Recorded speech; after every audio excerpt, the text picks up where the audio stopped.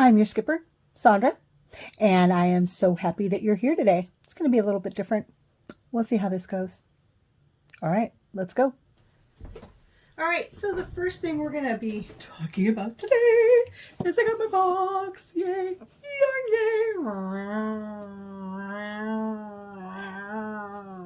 Anyway, Vicki Howell, this is the March box, and I'm very excited. She's always got such great stuff. So I love the paper. I've always loved her paper. And this is her special yarn. So this is her own line, and as you can see, I've already kind of played with this. So this is the Montoya Merino Light. So that'll be nicer for the summer months. And it's 100% superwash merino. It is hand dyed in Turkey. I did not realize that. That is so cool. And this is just a small sampling of it. What a gorgeous color, right? I just, wow. Love that. Thought that was great. And it's so super soft. Love it. And this month also comes, of course, as always, with the pattern book. And that, I believe, is the knit pattern. And the crochet pattern is right here. So that's a really lovely pattern as well. Whoops, there goes my dog. So that's really pretty. I've got a dog going off. I can't believe it. Okay. And that's that there. Now,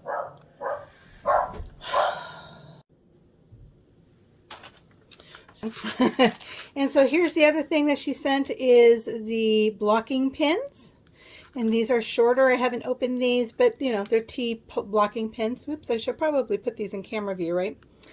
The T blocking pins from Yarnier. So I thought that was pretty fab.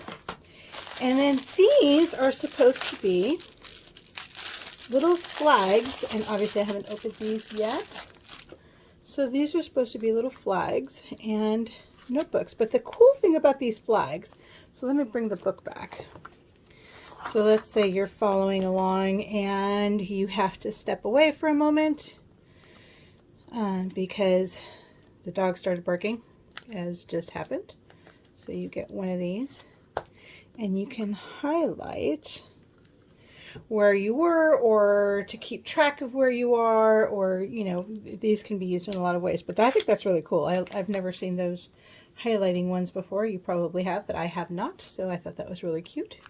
And that's awfully handy to put in your little notions bag. So I thought that was really cute. And I think I will be making myself something out of that because that is just too pretty. So I'm going to just wrap this up and put it off to the side here. All right, so, and I think this is the most exciting part, is that I now have a dealer. And you're sitting there going, okay, what do you mean dealer? And no, not drugs, but it might as well be because it's an addiction. So you know how this is all about crocheting, and crocheting, believe it or not, has some remarkable things about it, and actually all fiber arts. I mean, really, there's no saying any one fiber art does something more than another, but I found this wonderful lady, Lisa Hand, and she is an antiques dealer, and so she found for me some really amazing stuffs. And this is one of the things that we found. So what is this exactly? And actually what I'm going to do is I'm going to lift you up some. So hopefully you can see more of what it is that I'm showing you. So as you can see, this is a piece of something, okay? And so we were sitting there talking and we're like, okay, well, this could have been for a shelf, but I mean, this rectangular part, I'm like, I'm not sure.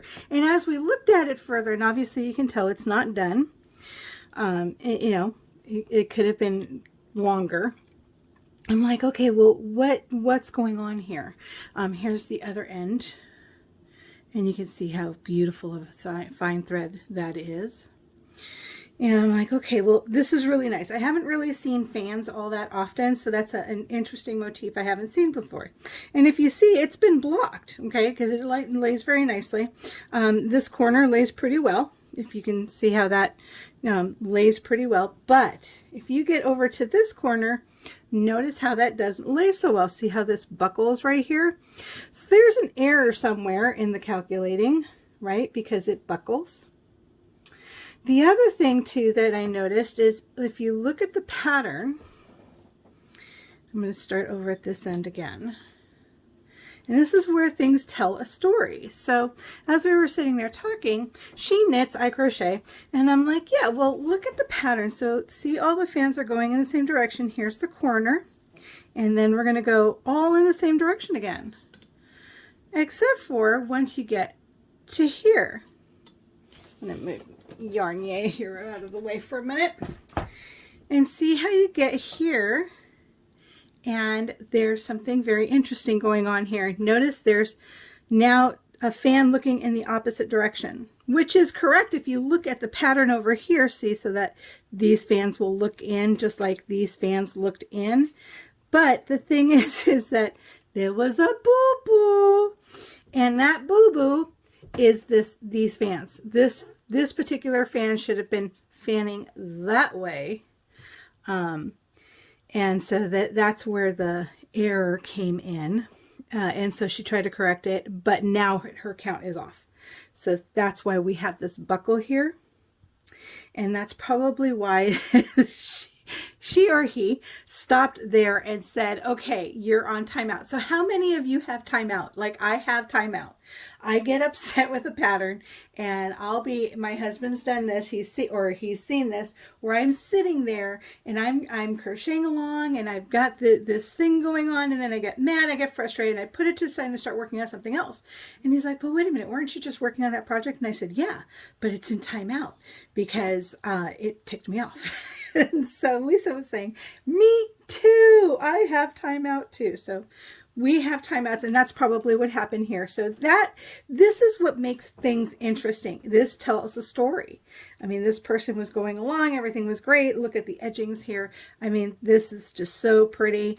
It's beautifully done. I will use it. I don't know for what yet, but I will use it. But where there was obviously an error here. So the error is either that she should have had the two fans doing this or not. Right? So probably what should have happened to keep this motif going properly is probably this was supposed to be in the middle, and that way you can reverse the fans going in that direction, and maybe that's what happened. I'm not sure how that worked, but yeah, that's what happened here. So I thought that was really neat. I'm like, okay, well, this tells a story, and that in all pieces they all tell a story. The next one here I'm going to show you real quick is these are original pillowcases, and if you see these edges, notice how it's not finished. Here's the other edge of the pillowcase that has not been sewn yet, so that has to be sewn shut. So don't put a pillow in there because it'll fall out the other end. But notice how it has these little holes. This pillowcase is ready for a crocheted edge. So how fun is that? So if you find stuff like this, you can do a crocheted edge, sew the other end, and I do have two of them. Here's the other one. This could be a really nice wedding gift to someone, because you would have these, something old, something new would be what you would crochet on it. What you would crochet could have something blue on it. And if you wanted to, I don't think you want them to return it, so you could always add something that they could return, or somebody else could give that. But this would be a really nice gift for somebody, or for a new home gift. That would be really pretty too. So that was really interesting, being able to find something that's already prepared to have that. Now here is a mystery, and this mystery, as you can tell, look at this beautiful, and this looks to me like Solomon's knot. And so when Lisa and I were talking, we're like, okay, well, this looks like the cover to something, right? So here, let me show you. Hey, I just found keys. Huh, okay. We'll have to figure out what the keys are for. But see, it just goes over something like this. So if I turn this sideways here. So you would put this over and bugs can't get in it and that kind of thing, okay? But it seems a little more, doesn't it? Because it has this satin fabric underneath, the crochet overlay. Obviously, this has been around for a little bit. And, I mean, and it doesn't look like it was in the process of being finished. There's some blue thread here. So this is very interesting. This is our little, like, mystery piece, because there's also blue thread here. And a lot of times what they would do is they would put beads, and the beads would hold it down and also look pretty. So this was obviously for something taller and bigger than a mug. But yeah, so I'm like, things that make you go, So again, where did this come from, and where was it supposed to go? So another little mystery. So again, history coming back to talk to us about what's going on. So there's that. And then the other thing I wanted to show you guys is, now these come from two different dealers, antiquities dealers or vintage dealers, however you want to call it. So this one's from Lisa, the lady I met just this past weekend. And this is very nice. This is a yoke. This could be to a chemise or a nightgown. And it's very pretty. And you don't generally find them this size when you're out looking out and about. When you see these kinds of things, and normally you'll see them in the smaller sizes, the reason is because the smaller sizes are the sizes that got outgrown, and the bigger sizes are the sizes that were actually worn. And if you see here, this particular piece is interesting because it was sewn on. So see how this piece was added? So that was sewn on. This is, or not necessarily added, but it was connected. Instead of being done in the round, it was actually sewn. So I thought that was really cool. That was an interesting thing that they did with this one. And what that would do is it would allow for a little more give. And I thought that was really cool. So here's another example of a yoke. This I got from a different antique dealer. This was at up in Washington. I went to the Northwest Vintage and Antiques. And so you really, really have to keep your eye open because they're not easy to find anything crochet. And this is a very interesting piece. So see, this is two actual individual pieces, because here's one piece, right? And then here's the other piece. And then what's actually holding it together is this ribbon. And look how sweet this ribbon is with the little white dots. And again, this is the larger pieces. This survived because it's up on the top. Anything that doesn't get a lot of wear is what's going to survive. So this was up higher in the chest, so it wouldn't take that much damage, and this would have been sewn around. So I thought that was really, and again, very, very fine thread. So you can see this is very, very fine thread. Really the same kind of thread as used here. And you can make some very beautiful, intricate designs with something that fine. And you wanted it fine because it's a lot of times, if this wasn't a nightgown, if it was a chemise, it was underneath other clothing. So you didn't want it to bulk up the other clothing. And that's why you would do that. So have that in the thinner threads. And I will show you one last thing. And the one last thing, I didn't take it off the card because I just couldn't help myself, and you're going to know how much I paid for it. I paid $4 for it. But this is a brooch, and look how sweet and fine those little roses are. Just exquisite little roses on this brooch. I haven't even taken it off the card. This is early 1900s. How sweet is that? Just fell in love with it, decided to leave it on the card just to keep it. So the other things that I got as well was some some very beautiful pieces for myself, just personally. I have an affinity for handkerchiefs, so in view of what's going on, I picked up this handkerchief. Look how sweet that is. And look how dainty that thread is. Again, just so sweet and delicate. Love it. Just love it. Beautiful color. So that will go in my purse. So one thing my grandmother always told me was that no matter how strong of a woman you are, at the end of the day, you're still a lady. And that's why we still keep a handkerchief in our purse. And I do. I keep a handkerchief in my purse. So I will switch out the one that I have right now and put that one in.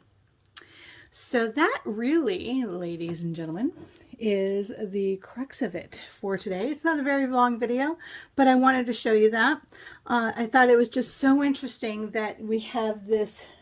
What really got me was this one, because you know, we all have that timeout moment. It's timeout. I'm done.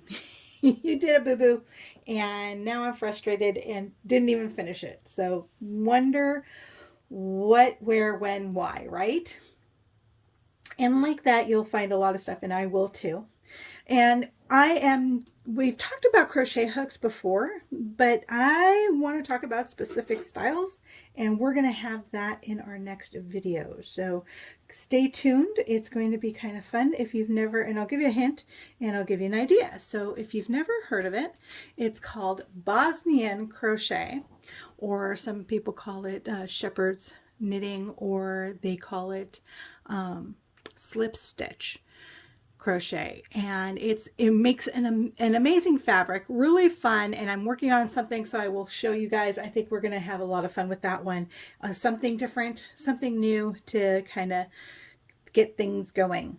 So with that, I hope you guys have a great evening, day, whatever time you're watching this, and you come back next week and we will talk about that crochet stuff. And it's just so much fun. It really is.